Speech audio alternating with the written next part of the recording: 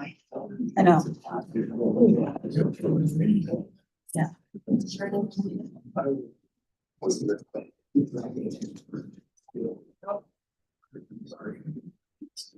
Mayor, Cindy and Tom will both be electronic this meeting. So Tom said he'll hear in person for the regular, but Cindy will be electronic. Okay. She told me that last week.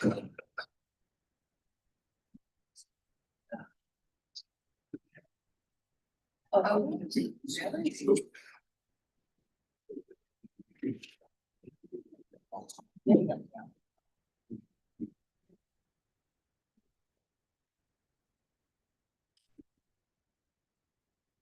Great.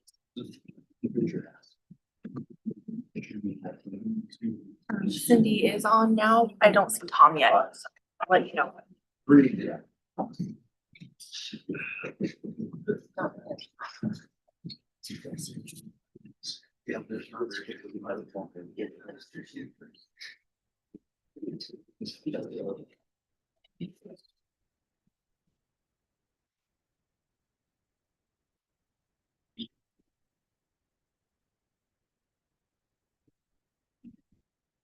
We would like to welcome everyone and call to order the study meeting of the West Valley City Council this September 23rd, 2025. We're beginning our meeting at 4:30 p.m. in the multipurpose room of West Valley City Hall. We have all members of the council present. Excuse me. We have Council Member Hune that'll be joining us online. We have Council Member Norfelt. Council Member Wood is joining us online. Council Member Whetstone, Council Member Harmon, Council Member Christensen, myself. We're also joined at the table with our city manager, Mr. Peely, and our city recorder, Ms. Kamick. We have our minutes from September 9th, 2025. Turn those to the council for discussion or a motion.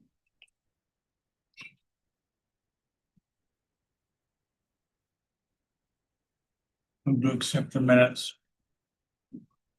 September 9th. We have a motion and a second. All in favor, please say aye. Aye. Any opposed? Okay, those stand approved. We now have our introduction of new employees, and we will invite Chief Jacobs to come up and introduce her new employees.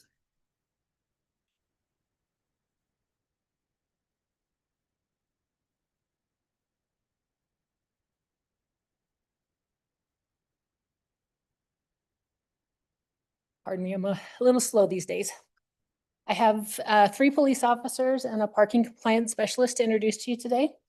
Our parking compliance specialist is Elvadine. Ibrul. Yes. Say it one more time loud. Ibrul. Okay, LJ is one letter. okay. And he is new to the police department, but he is not new to the city. I stole him from Mr. Johnson back there, so.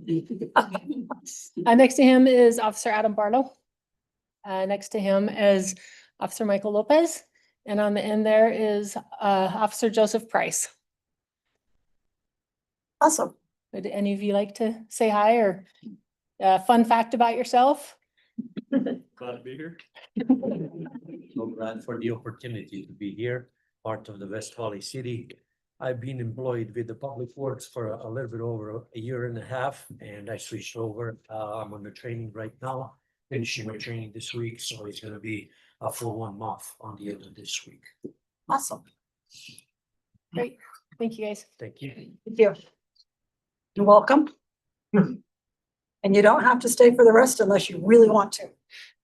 All right, we'll now invite Craig Thomas to introduce his new employee. It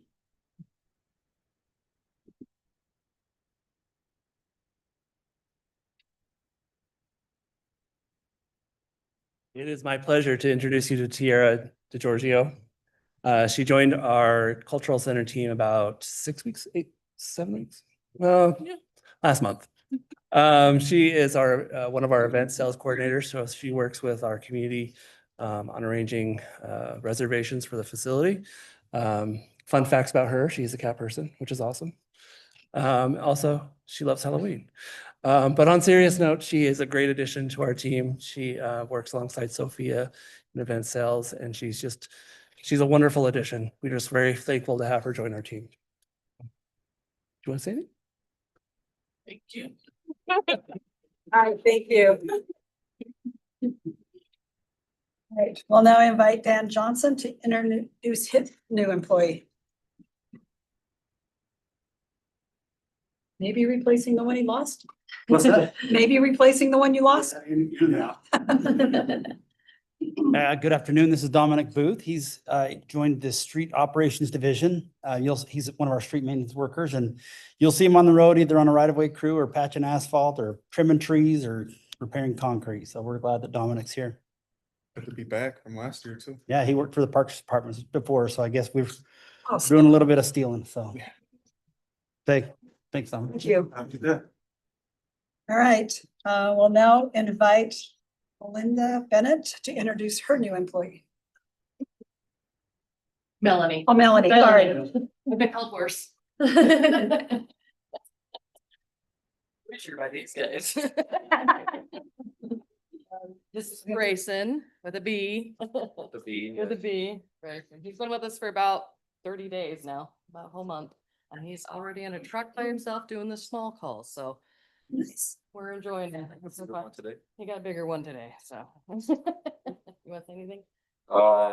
Thank you guys for giving me the opportunity. Yep. Okay. Okay. Thank you. Appreciate it. All right, and then finally, we'll invite Kimberly Foster.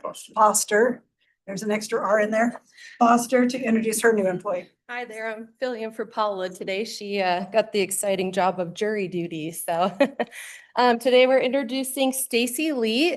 She is actually filling a brand new position within the city, which is a therapist for the fire department employees. So we're very excited to have her. She has a bachelor's degree in psychology and a master's degree in social work from the University of Southern Maine. So we're happy about that since I'm also a maniac. And then she has over a decade of experience in trauma, treatment, program leadership, and integrated behavioral health care. And she's actually joining us from Germany, where she was working for the US Air Force as a therapist. So, yeah, okay. Well, thank you. You're welcome. All right, that's the end of the new employees. So we'll go to our regular meeting agenda. Were there any additions or questions? Somebody else was sitting here before me. On tonight's agenda? No additions? Any questions from the council? Okay, I have one question on the delay agreement for the property on Gates Avenue. Is that Dan? Yeah. Can you come up so I can ask a question? Yeah. And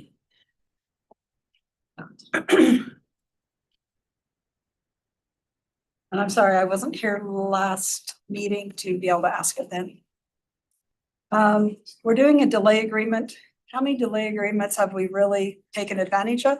Well, the main reason we're doing one on this street is because almost every property along that road has a delay agreement. And we have some up and coming, we have plans to do some work out there, and with a delay agreement, we can, we'll be able to definitely collect something, whether it be property tie-ins or some level of physical improvement. So this, while delay agreements are not our norm, and we've definitely gone away from them for the most part, but in this particular instance, we recommend that we execute this delay agreement because it kind of puts them in the same situation as the rest of the neighbors along that roadway. Are we talking one on Gates Avenue or the one on the North Frontage Road? Well, whatever. I might have Gates wrong, sorry. But Whatever that's delay why agreement. we're recommending it here, is because there's many on this, in that same vicinity. And so while they are challenging to collect upon these are commercial properties, and that we feel like gives us a better opportunity for success on those. Okay. Didn't we come up with a new program that they pay for those improvements? Cash in lieu of instead? improvements, yes. But just due to the nature of this particular corridor with several other properties with delay agreements, we thought it made sense to just do the delay agreement in this particular case. Okay, Great, thank you. Yep. Okay, seeing no other questions, we'll go on to our public hearing for tonight. And we'll ask Mr. Welch to come up and talk about the amendment to the budget.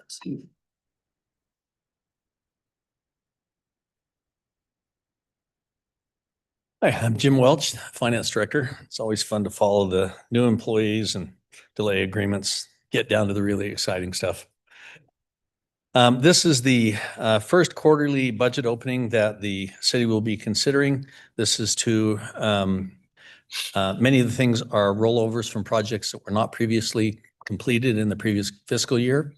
Also to recognize any new grants, new projects, revenue sources that have come in, and any projects that are being proposed to be done. So with that, I'll just give you a kind of a quick summary. There's approximately $26 million in rollovers, and most of those are street projects. So we thank Dan for that. There's also parks projects that are in there, some things from the Family Fitness Center. Total grants is about $1.3 million. That includes about $1 million in CDBG and home funds projects.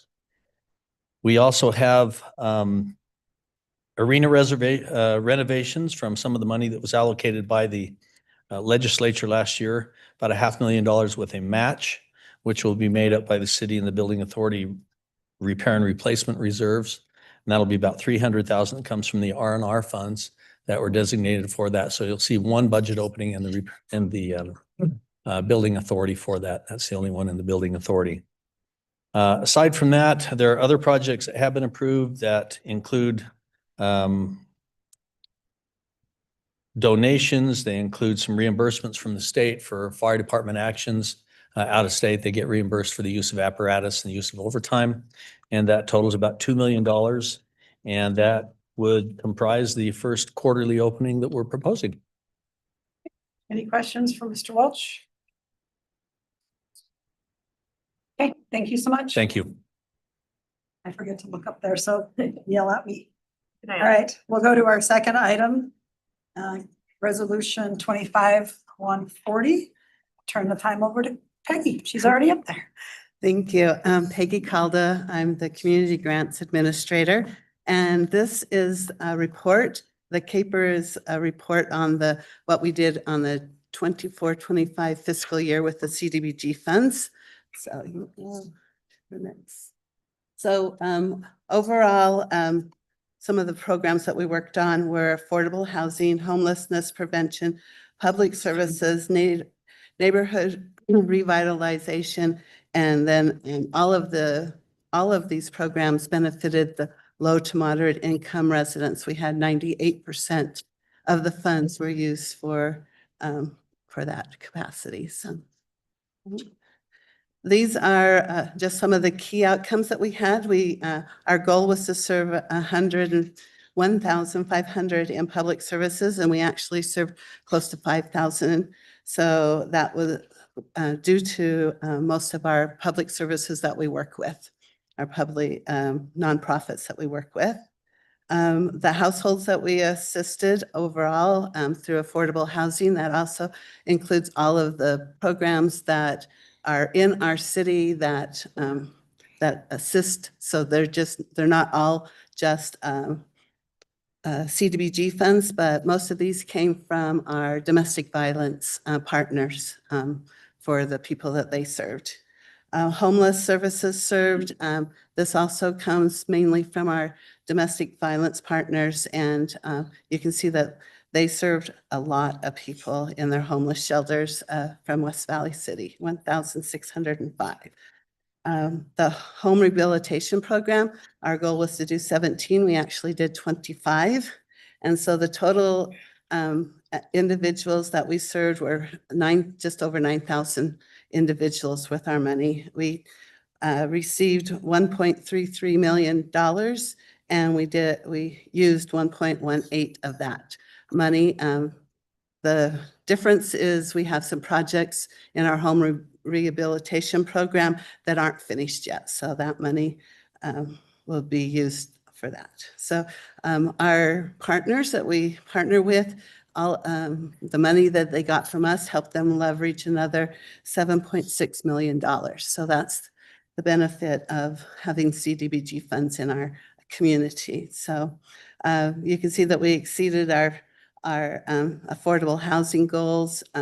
We expanded the homeless prevention program with South Valley Services, the Road Home, Oasis House, and the in-between. They all served homeless individuals. We've partnered with My Hometown Initiative, and they refer people to us, and we help them when they refer homeowners that need help with our home rehab and some of the outside cleanup that CDBG funds can be used for. Our public services, like I said, just over 9,000 residents, and then that's how much we leveraged again. This is the ethnic populations that we served, and so we served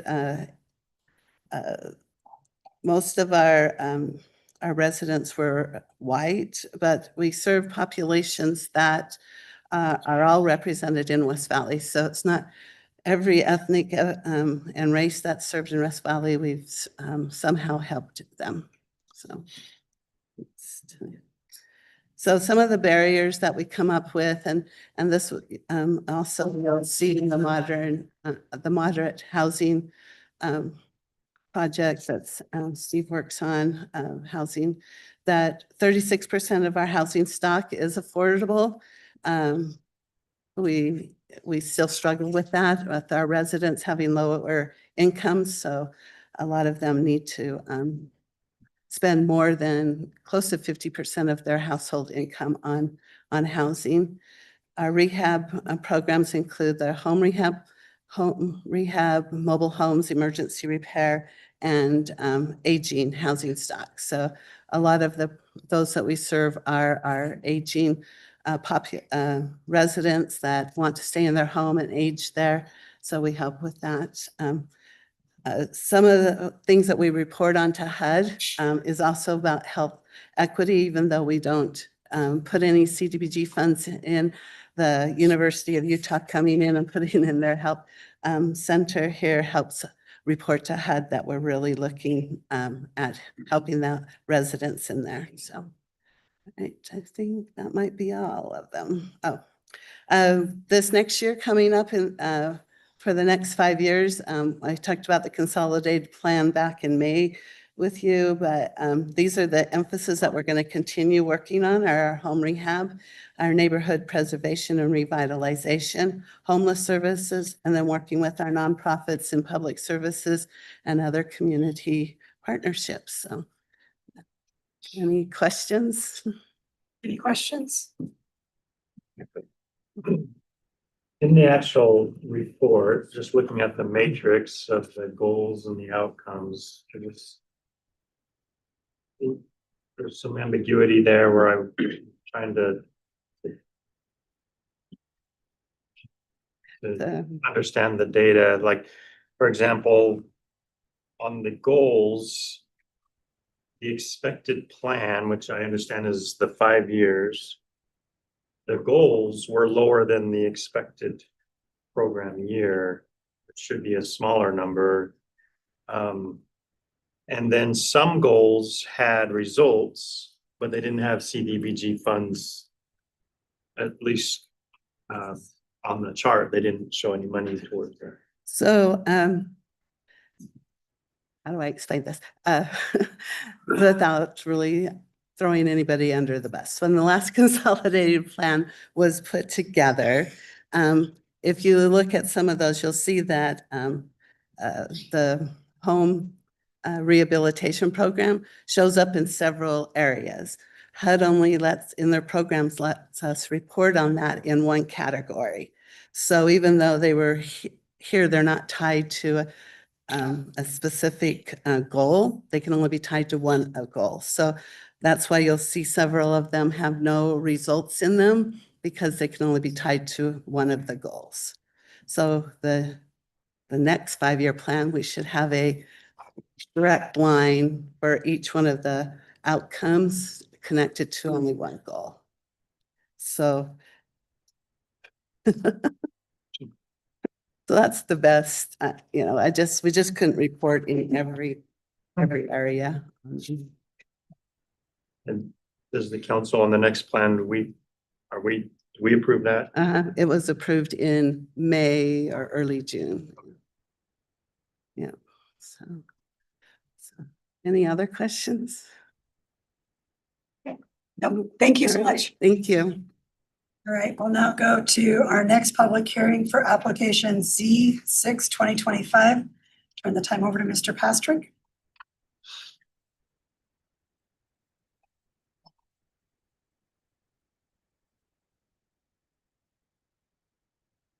Thank you, Mayor. Steve Pastrick, Community Development Director.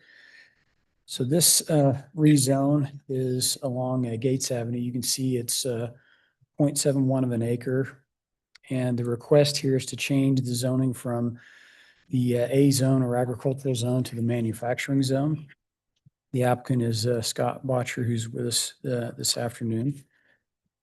This is the property highlighted in red. So it's at the east end of Gates Avenue on the south side.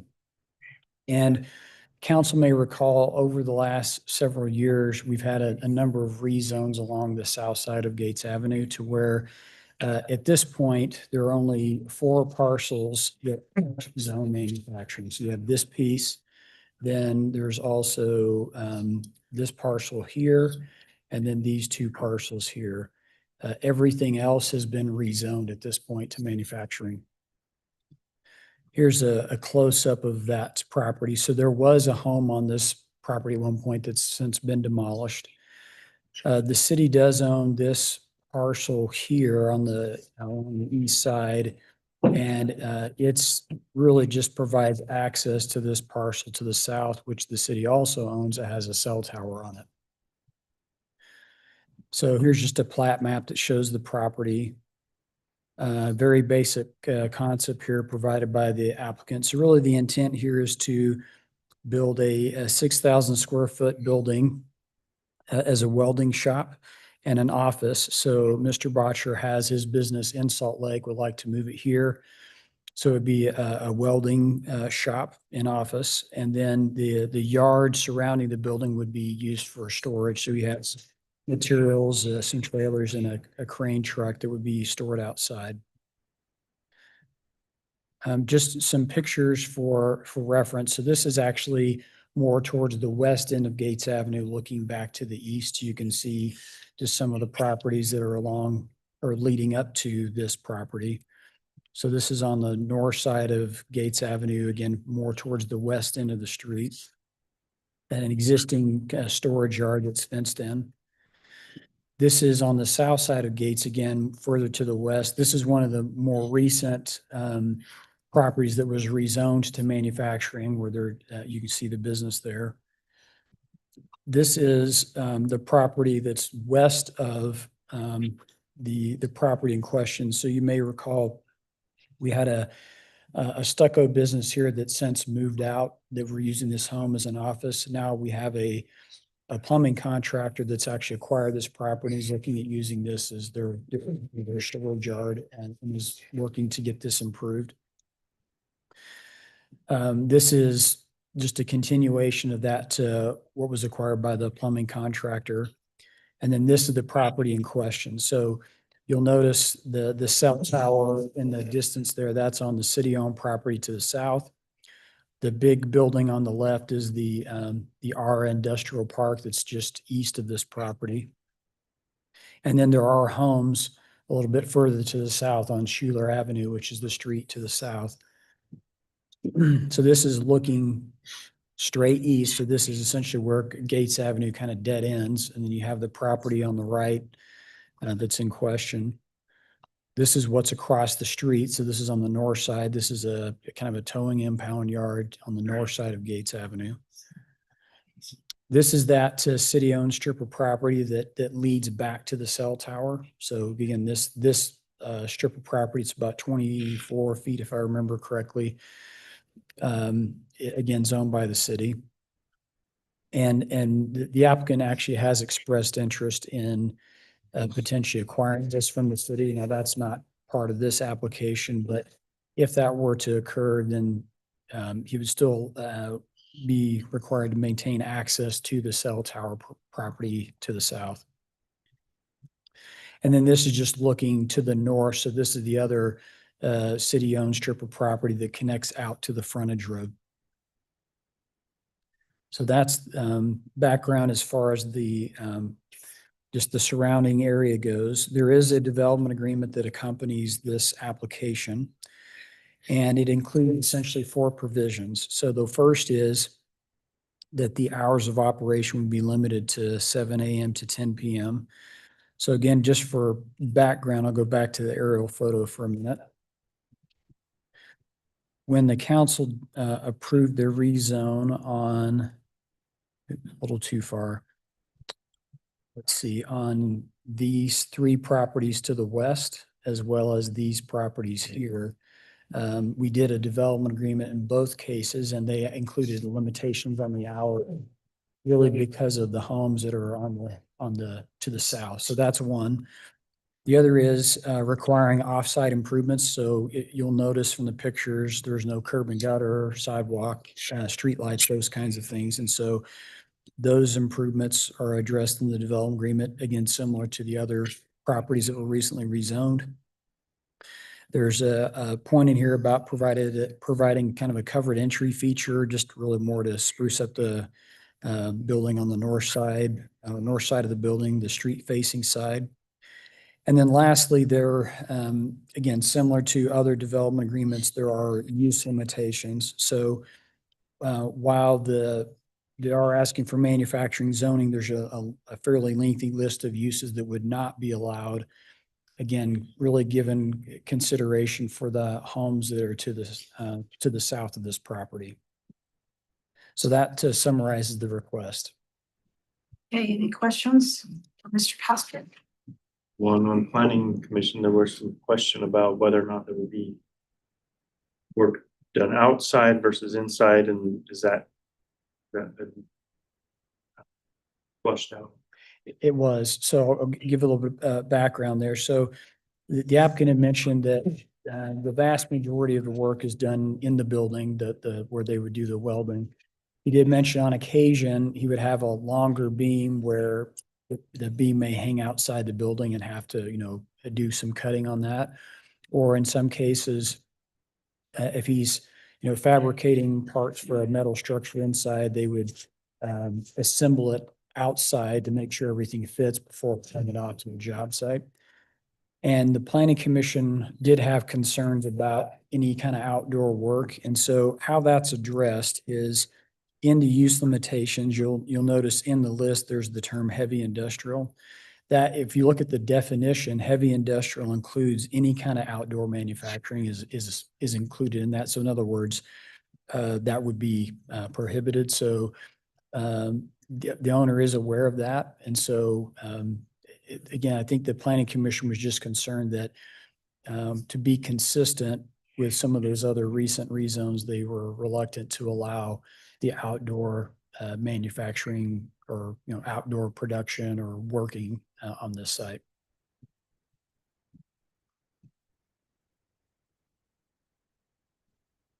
So if they have to cut a long beam, they will not be able to?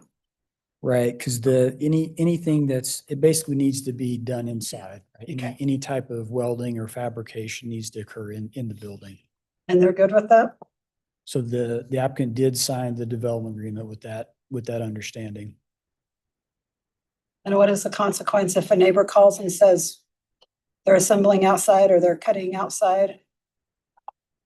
So it would be incumbent on the city to pursue enforcement in that case. If we have evidence that that's occurring, we would have to pursue enforcement. I know that the applicant, his preference with the planning commission was to allow some kind of an exception. He may address the council next week about having some kind of an exception, but as far as what is before you in the development agreement, there is an exception.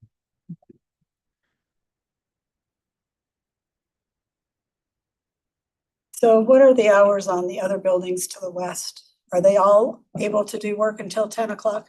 Yes, so the other 2 development agreements are the same hour, 7 to 10.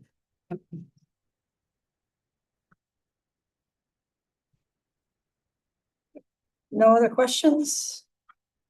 Okay, thank you. Thank you. We'll go to our resolutions. And we'll turn the time over to Chief Evans for 25-142.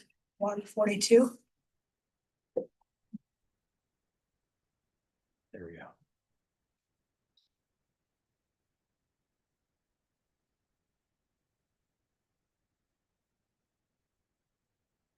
Thank you. I'd probably do these, I'm gonna switch to the next one, all together. They're all, they all go together. So what you have before you is the purchase of 2 chassis from Ford that are separate.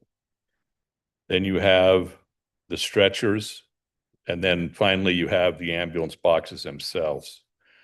The reason we do this is we can save a lot of money. So we buy the chassis on state contract here, and they drop ship them at the manufacturer. So we save the money there so they don't raise it up. That's the same with the stretchers. We can buy them cheaper through us, and then we just ship them to the ambulance manufacturer to install them. The one reason for this is ambulances are getting to be a lot like fire trucks. Once we order them, they're about 1.5 years or more to get them. So that's why we're asking for 2 ambulance chassis. So that's where we're at. Could be up, like they said 1.5 years, but here it says 2 years. So we're giving a little grace. I doubt they'll be here in 1.5 years. So that's what we're doing with the ambulances. We save quite a bit of money by splitting everything out and just having the ambulance manufacturer do the box and putting everything together. Are there any questions? Any questions? Okay. Thank you. Thank you. I'll turn the time over to Chief Jacobs for 25-145.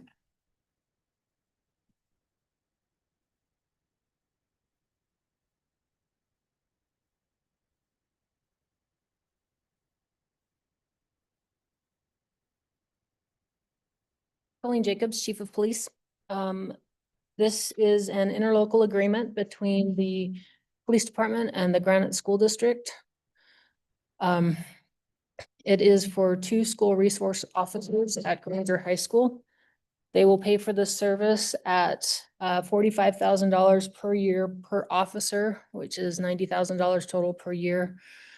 And that would require a budget opening when we receive the quarterly payment on that. The interlocal agreement term is for 5 years. However, we did negotiate with them that if it's not working out after the first year, then we can rescind on that. The interlocal itself identifies the roles and responsibilities of both the school resource officers, the students, and the administration. And that is the nuts and bolts of this interlocal agreement. Okay, any questions from the council?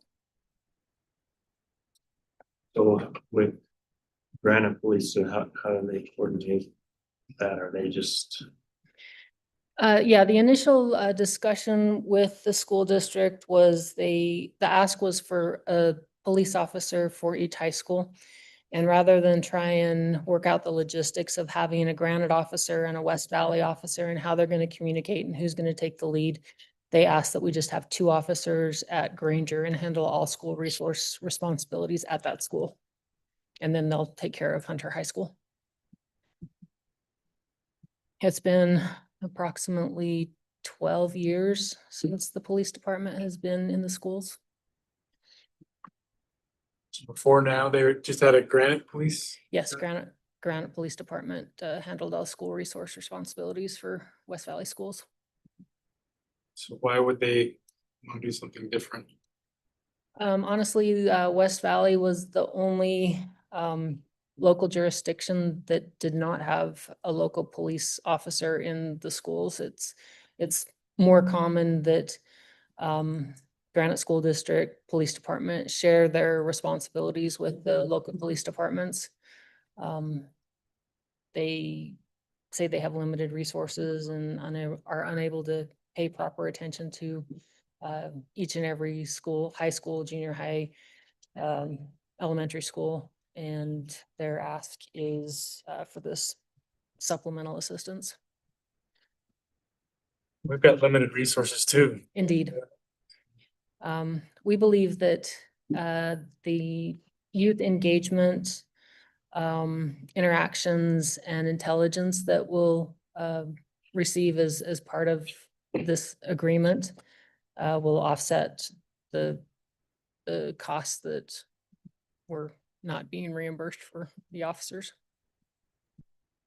And correct me if I'm wrong, but any of the activity that's on school property, our officers can follow and take care of off property? Yes. And it cannot, they have to call us to go clean up off property? No, granted, if it is an incident that starts on the school property and goes off, they can follow it off.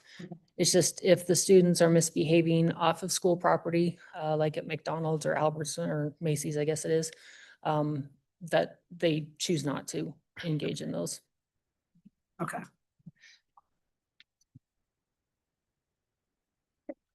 Any other questions? Is the cost, I mean, that's obviously they're not during the summer, I guess, and but that still seems low, cover that. How is that determined, that reimbursement cost? That's their standard rate amongst all of the agencies that participate in their school resource programs with all of their interlocal agreements. I'm not sure how they come about that number. I know it's increased from what it was 12 years ago, but it does not cover the amount of a full police officer salary and benefits by any stretch.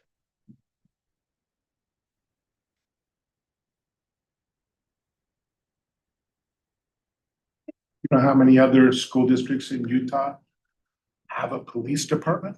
Granite is the only school district that has a police department. So Jordan had one, but they disbanded it. So in those other districts, they have this kind of agreement with the local jurisdiction. School resource officer. In the other jurisdictions or other school districts like Canyons and Jordan, it's my understanding that there is no interlocal agreement between the local agency and the school district. They just assume that responsibility as being the local jurisdiction that has responsibility for those schools. So Murray City is paying the full salary of their school resource officer at Murray High School. That's my understanding. Mayor, Councilmember Wood has her arm hand raised. Are you finished, Councilman Norfelt? Okay. Councilmember Wood? Hi, yes, so are the same two officers assigned for the entire year? And what's their schedule when they're not covering the Granger High School schedule? Yes, it will be the same 2 officers for the entire school year. And when school is out during the summertime, they'll assume regular detective responsibilities and regular detective schedule. So during the school year, they'll only be working at Granger High? Correct. Okay, thank you. So will that cover a full shift, or will they come off the high school and do something else, or will they stay at the high school for night events? The extracurricular activities are covered as overtime through the school district.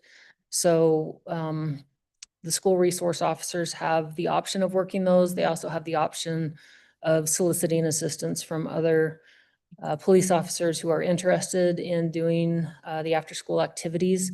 And those are paid as overtime through Granite School District. They actually do the paperwork to be Granite School District employees for the purpose of overtime payment. Okay.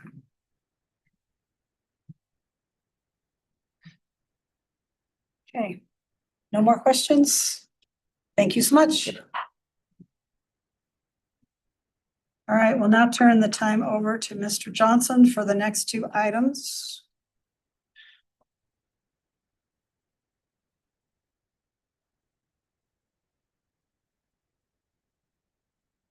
For this, I believe, is the delay agreement that you were asking about. This is a delay agreement between the city and the Iron Workers Local 27 union that's on the North Frontage Road. And they're doing a 2-lot subdivision. They've triggered the city ordinances that would require the installation of improvements, but there are no adjacent improvements nor drainage improvements that it would make sense for them to build anything. And where we're planning on a future public works project to build a road and to widen that road and to add roadway capacity and safety elements. And where the adjoining property owners also have delay agreements, we recommend that we execute this delay agreement, even though that's not the way we're doing it in most cases, but this one, it seems to make sense for us. So if there are questions, I will do my best. Any questions? Sorry, I got which meeting this was on. No, you're okay.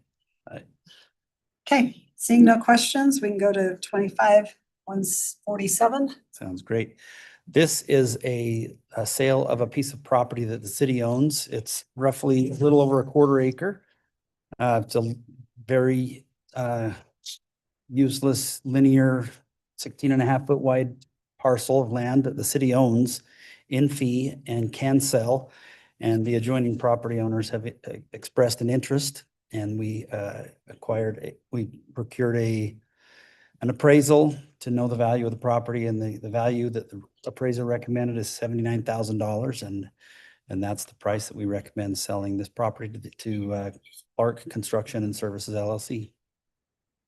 Okay, any questions on this issue?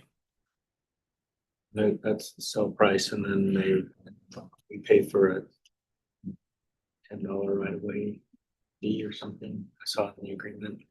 I think the $10 is standard deed language, that $10 and other good and valuable consideration. If that's what I'm thinking you're thinking. But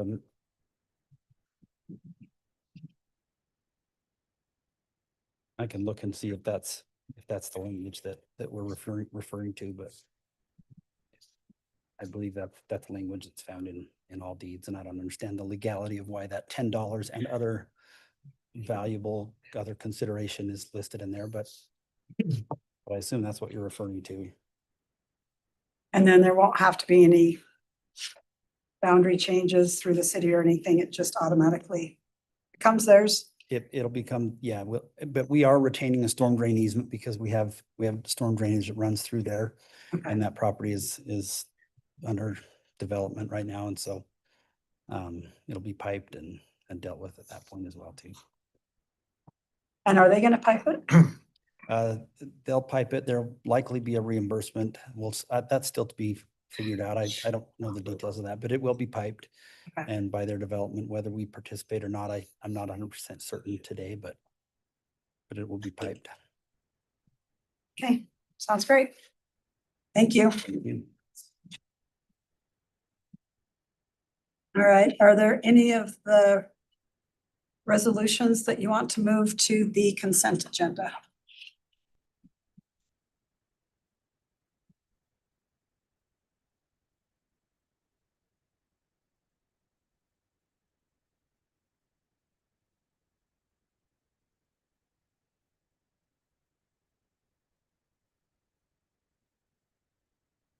No? Or you're not quite there yet?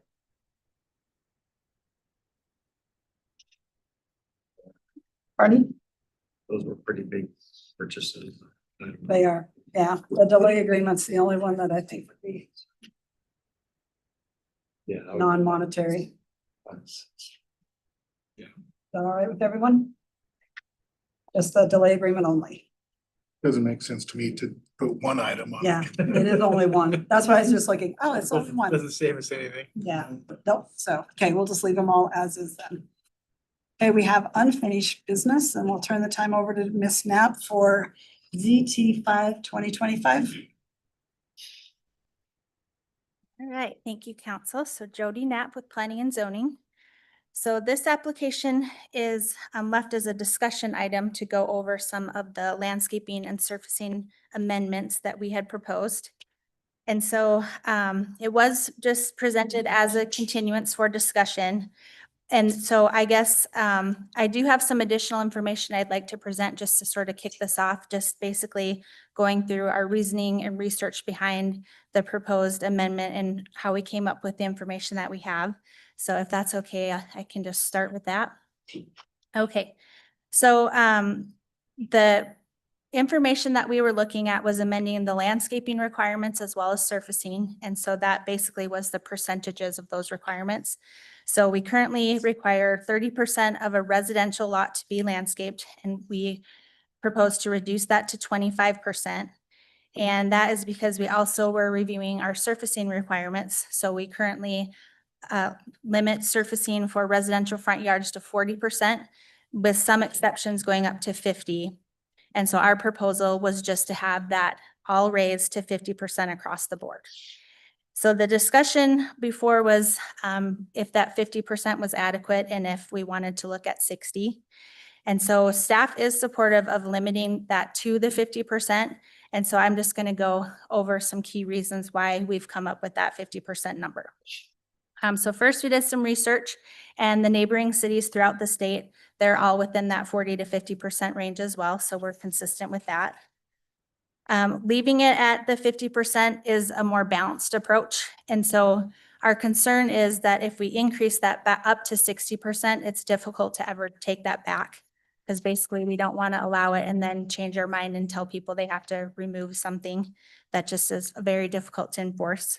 So once that's established, it's just difficult to scale back, and then also hard to track with install dates and just monitor compliance for that. So 50% is just a uniform standard for everybody that's clear and enforceable across all properties. And then it's just ensures consistency with application requirements and just avoids confusion with the enforcement also. So it's just the same number across the board for everybody. So it also strikes a good balance between impervious surface and natural drainage. So that helps maintain sustainability and then minimizes long-term environmental costs. So basically it doesn't unduly compromise natural drainage systems and just helps reduce stormwater runoff and other environmental impacts. Because as you increase surfacing, it just increases some of those storm drain issues. Also with increasing surfacing, it does affect the aesthetics and basically the curb appeal approach. And that's more along the lines with the Jordan Valley Water Conservancy District. So they have their standards that go more into conservation and not eliminating plants, but looking at just with the amounts of surfacing, if you get too much concrete in the front yard, it does appear less inviting.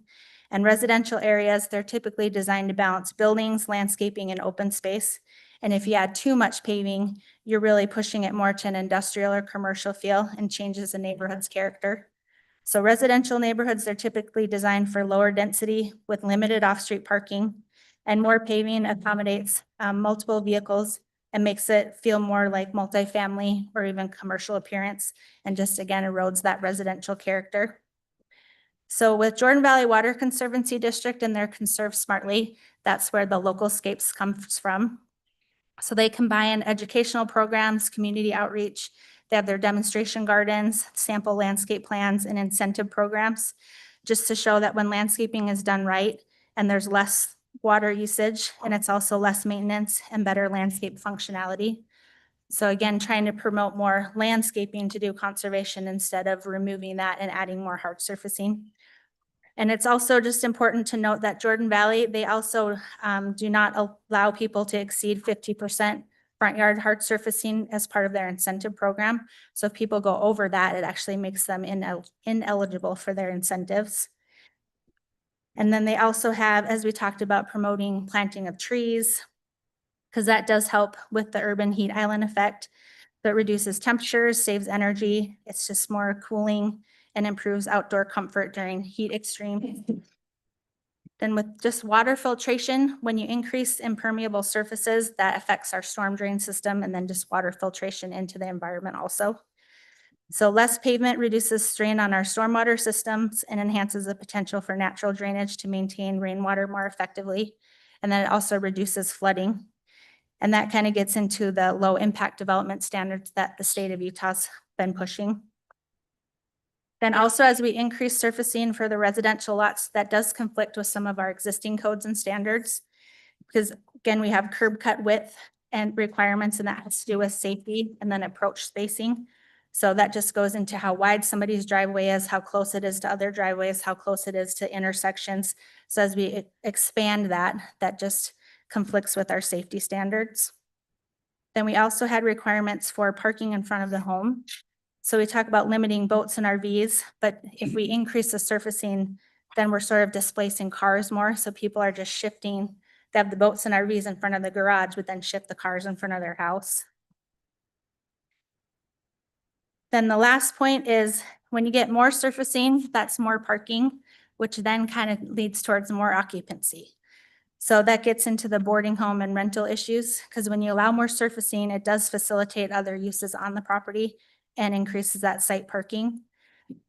So when you increase that, particularly in residential areas, it can inadvertently facilitate higher intensity uses such as boarding homes and dense rental properties.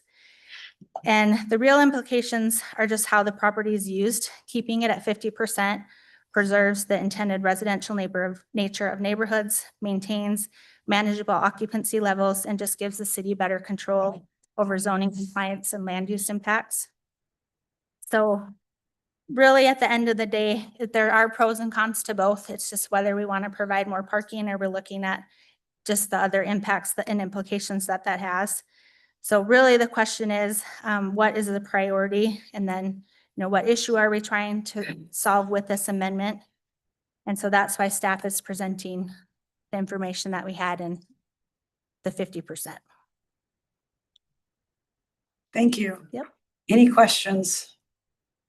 I don't have a question, but I have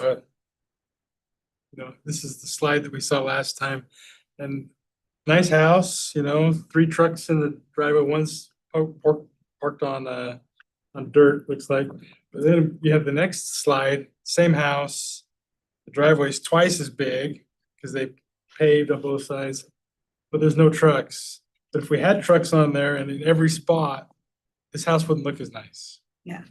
So if we had 6 trucks there, which you could have now, it'd be like, well, that's not what we want it to look like. It's not why we want 50 or 60% paving. So I think 50 is as high as I'm willing to go. I think when you imagine those houses with all the cars parked on 50%, that's going to be probably not great to look at. So, but it's me. I think that makes sense. I had asked for a continuance, and I just think that I just wanted to make sure we're boxing residents, and I've since received clarification from staff that if there's a unique circumstance, then they can go to the Board of Adjustments and work it out there, especially on roads with high volume of traffic where there's a safety.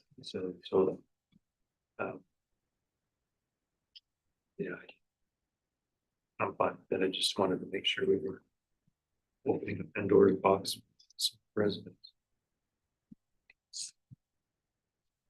Then I think I asked for code to be here, part of this discussion that, I don't know if it's probably not in this text change, but I would like us to consider car covers in the front yard and taking those out of the code. I think I'm fine with those on the side yard, but we've seen examples of cars in the front where they've extended their parking in front of their house, and they've got a car that's, whether it's damaged or not, it just doesn't look great. And again, it just goes back to what do we want our streetscape to look like as we drive by, and I think I envisioned before when we talked about car covers that it would still be in the side yard. So that's, if there's anybody that's interested in looking at that again, I guess it's future business, but I believe that's in the inoperable section in our definition of that, so we can look at that. Yeah, front yard or on the street. yeah. not allowing it. So we still have the exception for the land or the homeowners that had 100% concrete when it was the county. They're kind of still grandfathered in when they had it before 19. Yeah, if there's something before 1980, we would, yeah. Okay. So that'll stay the same. And then, is there still the provision in there that you cannot add concrete to overlap more than 4 feet of the front of the house? Yes, and so the way this amendment currently stands is what was approved by Planning Commission, has that provision in there, but also just includes all vehicle parking. Because they did mention that as a concern, that we added that, but then basically people are just flipping where they park stuff. So they just don't want the 4 feet, period. Okay. So they dumped it, period. So the people that have already parked their RV on the, not on the driveway side, but the other, is that gonna change that? No, and so basically it's all parking. So just not doing just boats and RVs, but it lumps all parking into that. Cars and everything. Okay.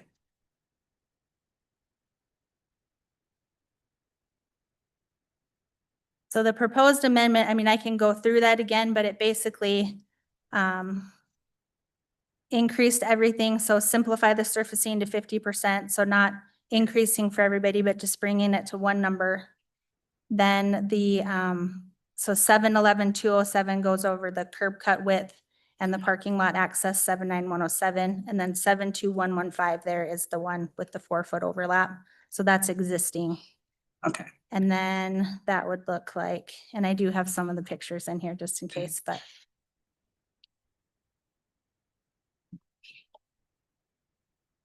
So then here it would be at, clarifying some definitions. Oops, it doesn't look like that's in the back one.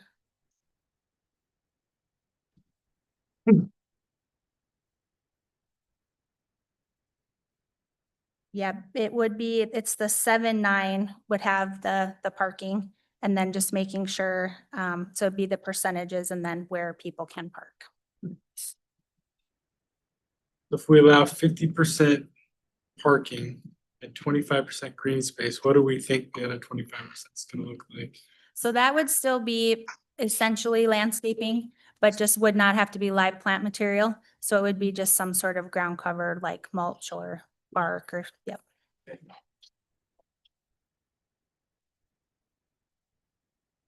So would that allow somebody to pour concrete and then just put little circles of plants? Do we need to make sure that it's not just all concrete with a? Yeah, if it's concrete, that basically would be like like surfacing. Okay. So it would have to be. That's when it's parking, impermeable. it's just hard surface. Yeah. Okay. Yeah. And then we did add into the definitions that just explain, basically landscaping does mean it's planted into the ground. So you can't just concrete your whole front yard and then put planter boxes out there. So that was added in here as well. Okay. So I would like to suggest with this ordinance change that we do some education, because there's still people just pouring concrete like there's nobody's business. And I think we really need to educate the residents that it's the 50-50. I don't know how we do it, if we do it in their water bill, or I mean their whatever bill, stormwater and garbage bill, or whatever way we could send out a flyer that just explains it so that the hard surf and pouring stops. Because we're not going to catch everyone and be able to have code enforcement go out and tell them they can't pour that. Yeah, and we were kind of teed up from before. So Sam and Aaron were ready to do that and put it in with the utility bill. Okay. So once we have the actual language, then we would do that and then update our website. And we do have handouts. And then Tumai's been waiting to update his handouts also. So we would just make sure we have all that information updated and get that out to people. Okay. Yeah, I think the utility bill is a great way to say we've gotten it out to everybody. Yeah. But we could also do on Facebook, and then I try to share some of those. Share those, get it out that way, because some people don't, even though we can say we sent it out to them, some people don't read anything that comes No. in. They see the green sheet and they just throw it away. Yes. But They know that's just, at least we've done our part. So. yeah. So when we go tell them to tear it up, we say we got, and we need to figure out a way to contact the ones that never see a bill, that are just online. Because I never see a bill. Not even one insert. And I do note code, When my, But do we add any education on that? never seen it, maybe I just don't open it. I don't open mine, but yeah, so maybe if- Bills. send a separate code change or something to the ones that just get the emails. and I, Obviously, we have their address. with code, they are trying to be proactive with that too, just because it is a very expensive mistake. Yeah. So if they see it framed up or, because usually, I mean, it does take a few days for somebody to do that. They're gonna start removing stuff, framing it up, getting ready to pour. So if they see that, they try and get in contact with them right away, just so we can verify where they're at with the percentage. Yeah. Okay. Okay, I don't see any more questions, so thank you. Yep, so we'll just leave it as is with the planning commission, and then it'll be on the voting agenda in October, but it should be okay as stands. I think so. Okay, Okay, all right, thank you. all right, we'll invite Mr. Welch up again to address the agenda for the building authority meeting.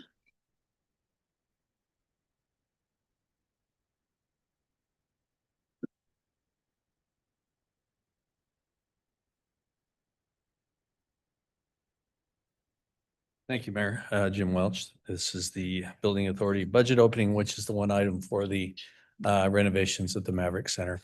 The authorization is to move funds from the repair and replacement reserve to transfer to the CIP, which is in the general fund. Any questions on that? Okay, thank you. Thank you. We have the council calendar. Were there any questions or concerns with that item?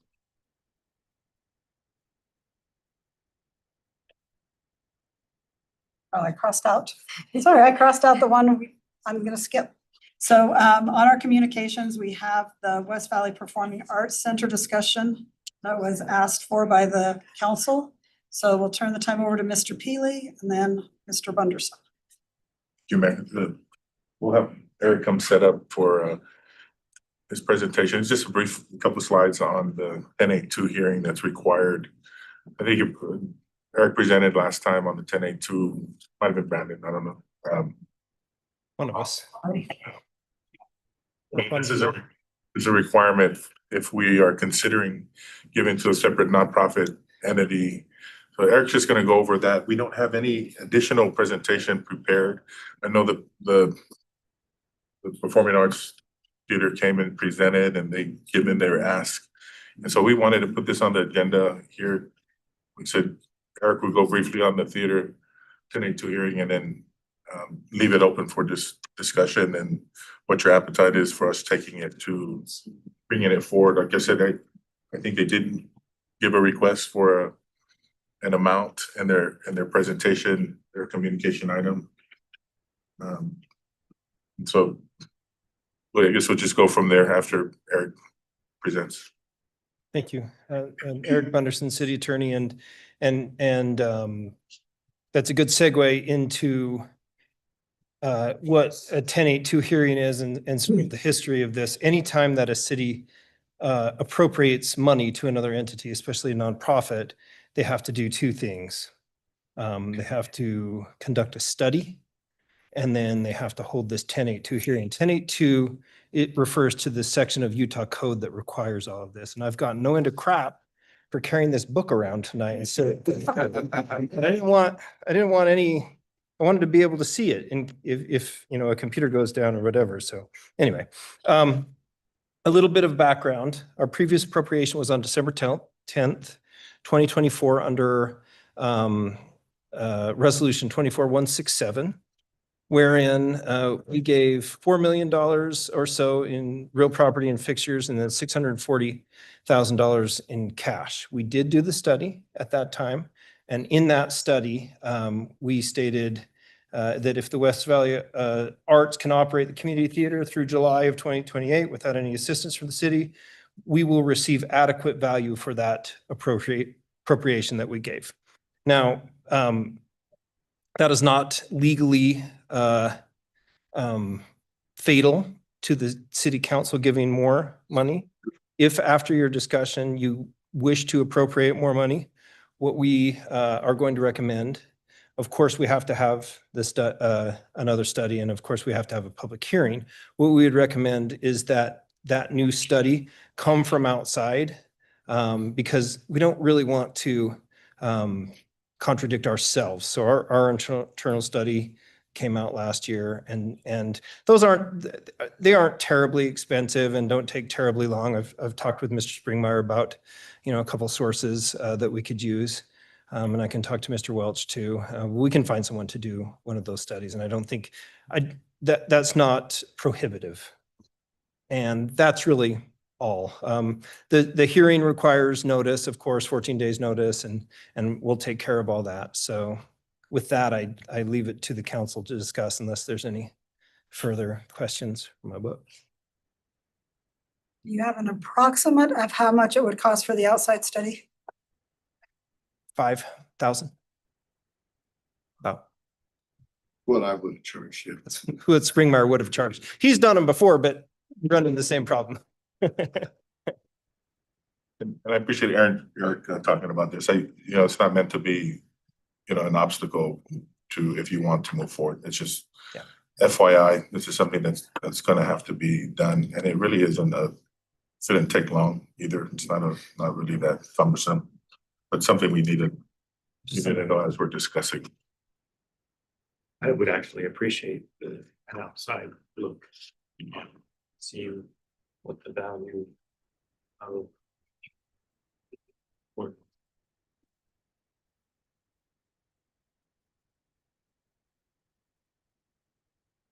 The study doesn't necessarily have to be an ROI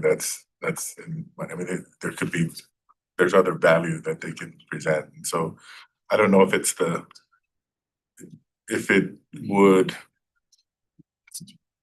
drive your decision one way or another, because I think it just has to show that there is some value coming back to the city. But a third party's eyes on it would.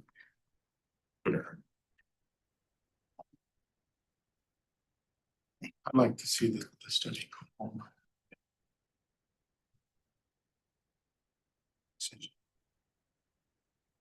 Okay. Did Tom get online? It looks like, yes, he is. And Councilmember Wood, just raise your hand. Okay. Councilmember Wood? Sure. So I appreciate this information. I didn't know about the 4.5 million in assets or the 680 in cash. And remind me, did they request an amount that they wanted us to give them? Yes, from what I understood, they asked for 150. 150K, right? Yeah. And then what exactly would the study provide us? The study is you mentioned is to show that there's value in return for what the city appropriates. And okay. I could just quote right out of the code since I have my book. Worth carrying.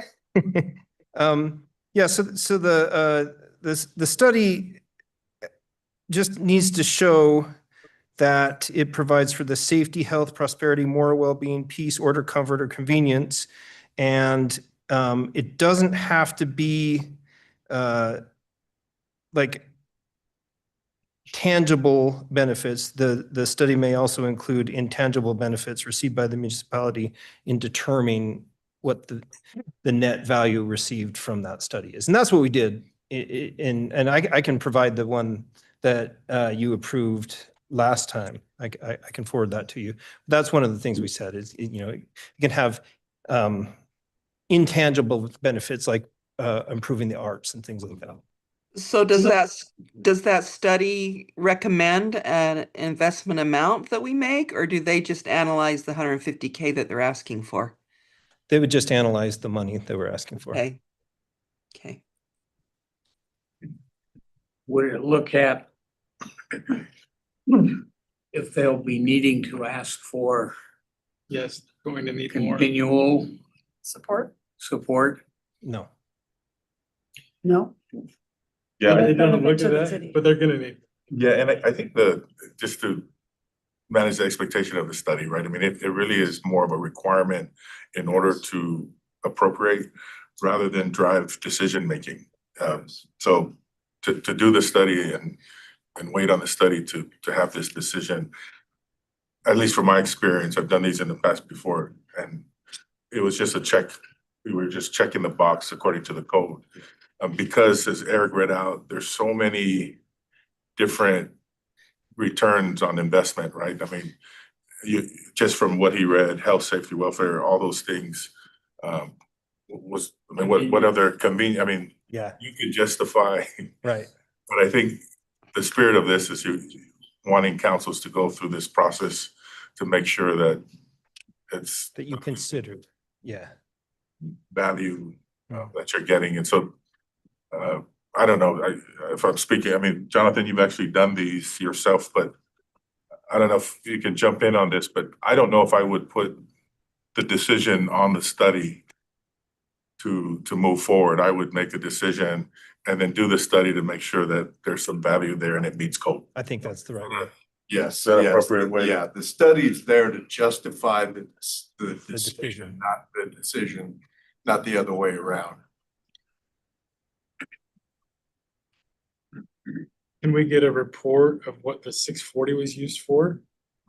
It's only been 9 months. So we can ask them, yeah.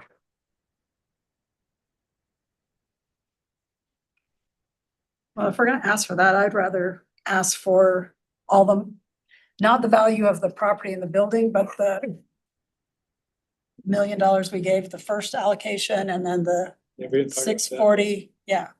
Because truly, I don't know the exact amount that we've already given since they took over running the theater. But it's about 1.6, isn't it? That's how much we were in the hole with them before. And then. We've only Then given, another 6, oh, was it only 1.2? 1.6, and then another 6. Well, we've budgeted for that previously, and when we split, it was the remaining amount that was budgeted, and I think it came up to about 640, but twice in 2 payments, 320. Oh, okay. Okay, I misremembered that then.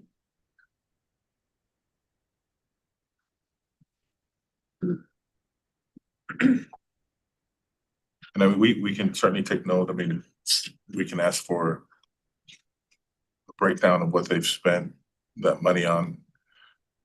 We can commission that study as the next steps in this.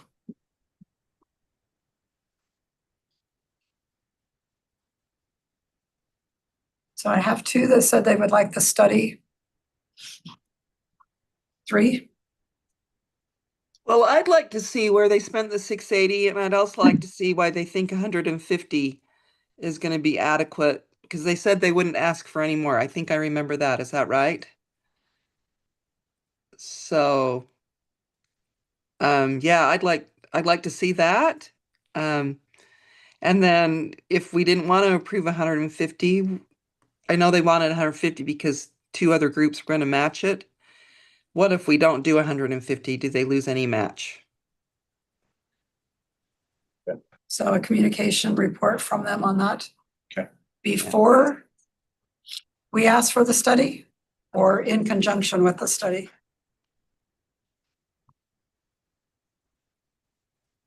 I don't have an answer on that. I Anybody would else say have an make it all part of the Decision? ask, you know. Okay. We ask them to be open with us about what they've done and if they think this will be enough. And then same time, we're doing a study and everything else, so it all kind of comes together in the end. Everybody good with that? Yes. Yes. Okay, there's 4 that would like that, so let's go ahead and do that, or just as soon as we can get it. not a date certain. And so maybe the next, I guess, time we bring it back would be again in a works session? Yeah. Okay.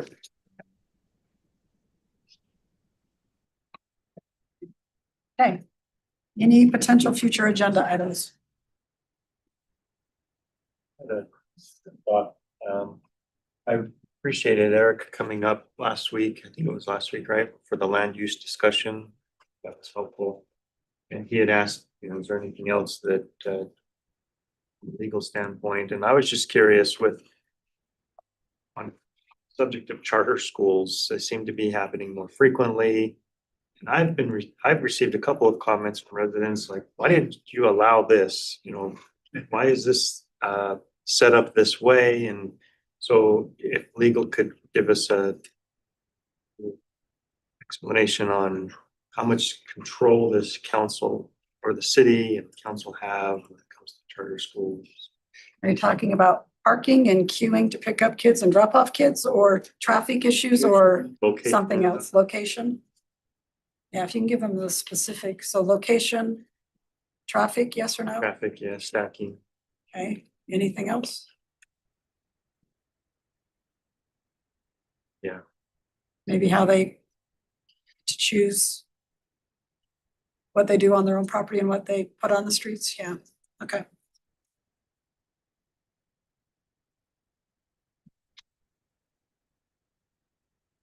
Okay, anyone else? Yeah, is there a possibility to do development agreements when they build those? We can't even do any of that. It's just they get to do whatever they want. That's nice. Legislature. Thank your legislature.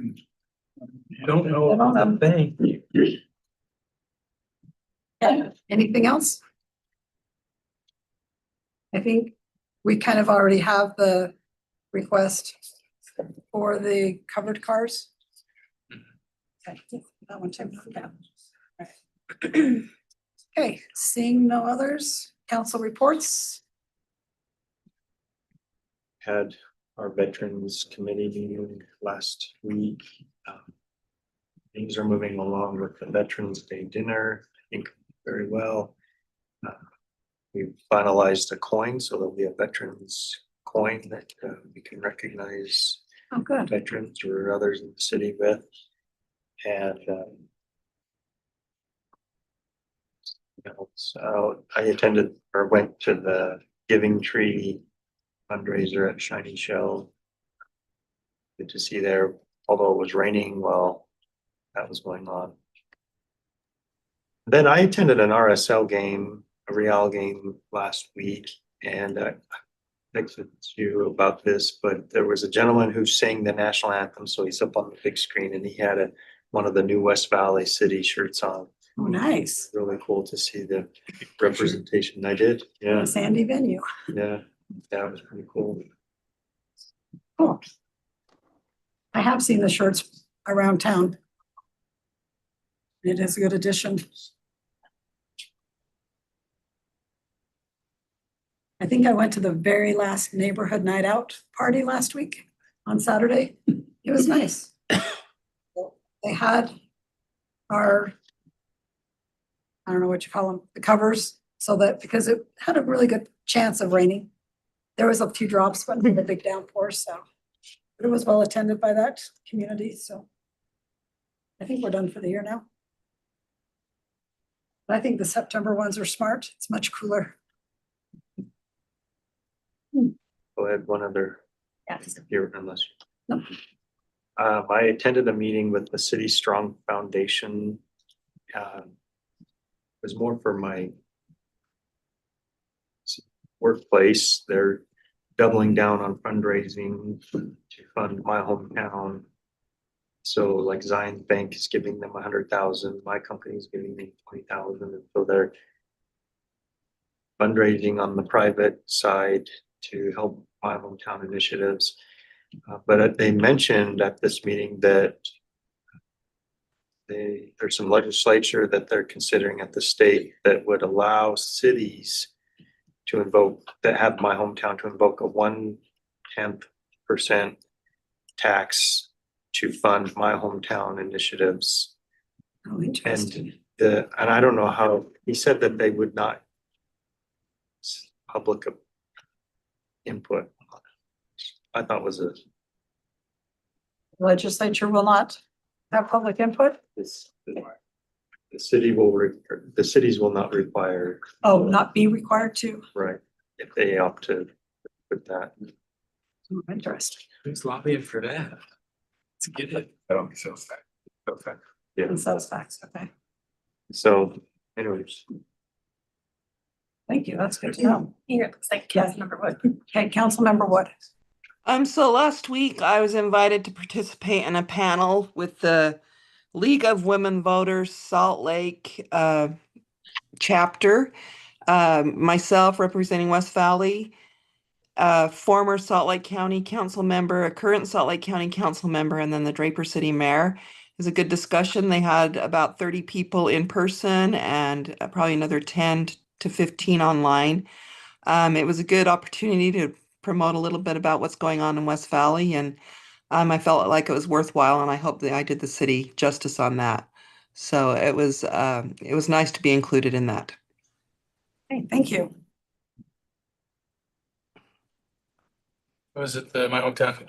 You were there too, my hometown interfaith meeting with the Attorney General this last week, and after the great meeting, and his wife is a great singer. Wow, that was really, really nice. He's pretty good on the piano. Oh, yeah. Yeah, that was a nice event they set up. Since the last meeting, I did attend the Chamber West Awards Gala. Okay.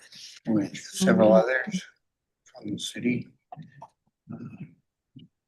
Also, the Sema Hadithi African American celebration for their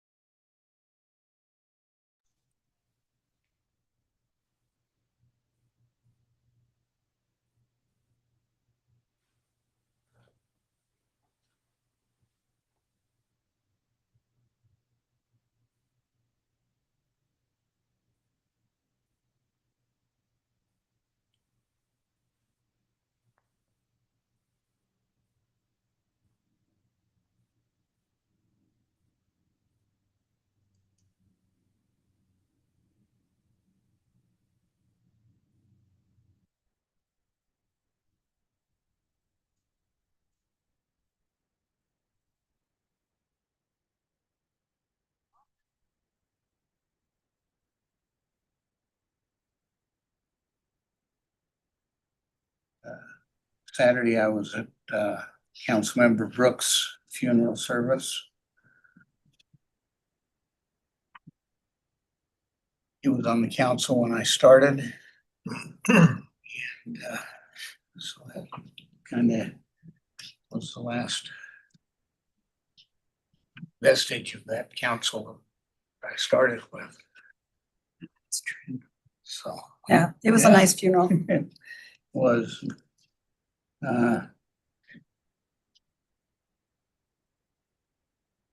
Other things that I thought I went to. Just need to. I've been to too many funerals in the last little while. Getting to the age where I don't like when you. Oh, it's still good to see the kids. What? Oh, I was at the naturalization ceremony. Oh, yeah. Last Monday, county presented it. It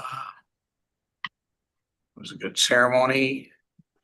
We had just about 90 new citizens sworn in, and then handed them their voter registration form as they left. Told them they could now fill it out and vote. And that was at our cultural center. It was at the cultural center. The county was very appreciative of being able to use the cultural center, and they did a good job with it. So it's and how I've been spending my time this week.